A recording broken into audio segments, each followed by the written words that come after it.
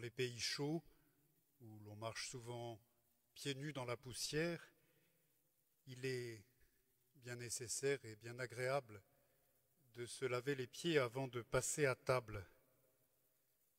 Non pas d'ailleurs de se laver les pieds, mais de se faire laver les pieds.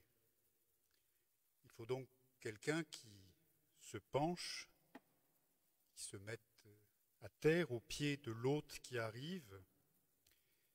Et parce que c'est une position d'infériorité, parce qu'on lave ce qui est sale, ce geste est considéré comme humiliant et peut être considéré comme inacceptable pour un homme libre, un travail tout juste bon pour un esclave. Pour les disciples, ce soir-là, ce n'est donc pas le geste qui les étonne, ils le voient faire à tous les repas importants. Mais ce qui les bouleverse, c'est de voir qui le fait. Lui, le maître, le rabbi, l'ami, lui l'homme de Dieu, le Fils de Dieu. Entendons le cri d'effroi de Pierre, incapable de se laisser faire, incapable de laisser se dérouler un geste aussi incompréhensible. Lui, le maître, dans la position de l'esclave. Jamais.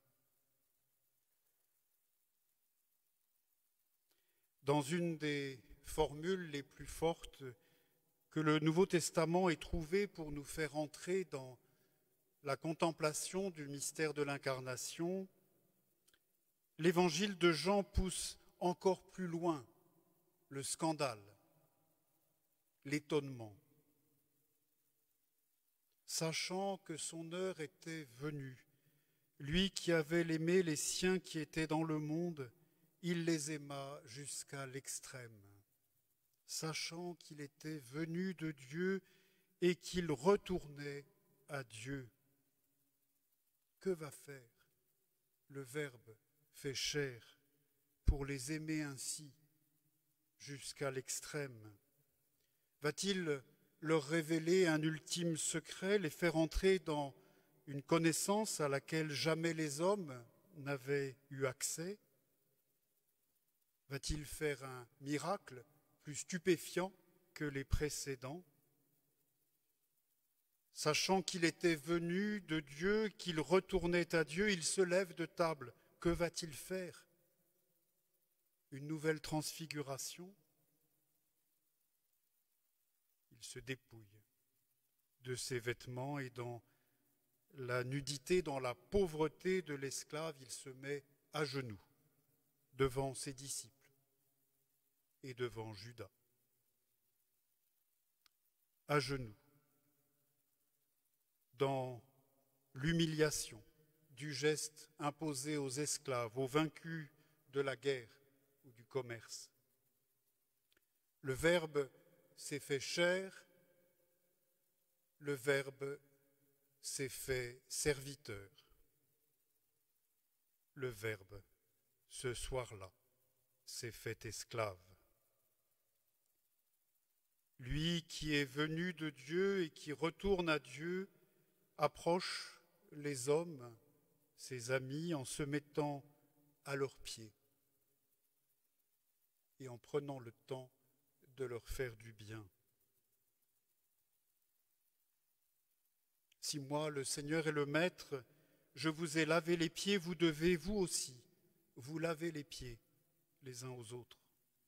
Nous voilà donc tous envoyés aux pieds les uns des autres, tous envoyés les uns vers les autres, porteurs de ce souci de faire du bien à l'autre jusque dans son corps et jusque dans des gestes qui pourraient nous humilier, nous placer plus bas que lui. Mais alors, pour mettre tout de suite en œuvre ce commandement ultime du Maître, ne faudrait-il pas ce soir que chacun se tourne vers son voisin et lui lave les pieds? Lavez-vous les pieds les uns aux autres. N'est-ce pas là ce qu'il a demandé? Faire ainsi serait passer à côté de ce qu'est la liturgie. Certes, il nous faut, pour répondre à l'appel du Christ, nous laver les pieds, nous faire serviteurs les uns des autres, non pas dans un rituel, mais tous les jours de l'année, tout au long du jour. Nous sommes serviteurs à la suite du Christ. Nous avons la mission, la tâche, la responsabilité de faire du bien. J'étais malade et vous m'avez visité. Qu'as-tu fait de ton frère? Tous les jours. Mais afin que nous nous rappelions pourquoi nous le faisons tous les jours, afin que nous n'oublions pas celui au nom de qui nous sommes appelés à le faire tous les jours, car lui, le premier, l'a fait, une fois par an, nous le regardons faire. Au cours de la célébration de la scène du Seigneur, nous le regardons faire par celui qui préside l'Assemblée au nom du Christ. Si tous le faisaient ce soir, on ne verrait plus au milieu de l'Assemblée celui qui la préside et qui la sert. Si tous le faisaient, on pourrait oublier que dans l'Église, celui qui préside au nom du Christ a comme principale tâche de servir ses frères. Aujourd'hui, celui qui préside au nom du Christ se trouve à genoux devant ses frères portant le tablier du service afin que chacun fasse mémoire de ce jour-là où Jésus l'a fait, afin que tous ensemble nous ayons sous les yeux le geste que Jésus a fait et qui donne sens, qui donne une ampleur christique à tous les gestes de service par lesquels nous servons nos frères.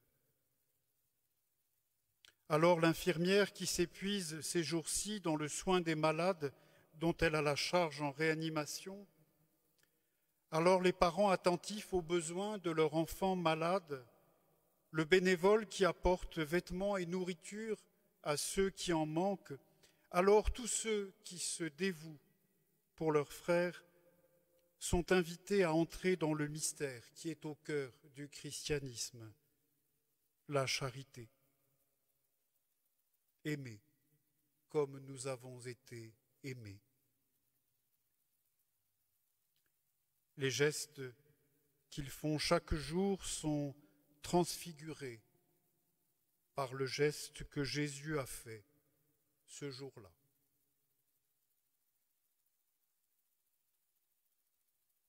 La charité, l'amour mutuel n'est pas d'abord la mise en pratique d'un commandement, mais l'entrée dans la vie même du Christ qui est venu du Père et qui retourne au Père, lui qui nous a aimés jusqu'au bout.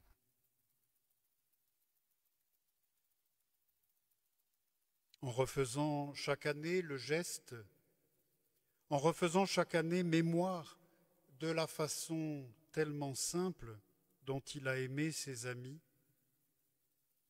nous plaçons tous les actes de service mutuel qui marquent nos vies chrétiennes,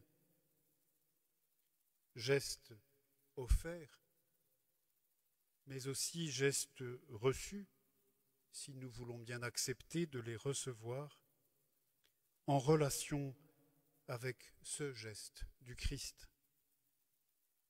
avec l'amour du Christ. Et le sacrement de l'Eucharistie institué au cours de ce même repas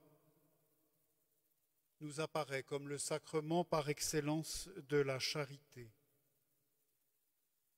comme la source de la charité qui est le seul enjeu valable d'une vie chrétienne. Il les a aimés jusqu'au bout. Il leur a lavé les pieds Il a rompu le pain et partagé le vin de la nouvelle alliance. Faites cela en mémoire de moi.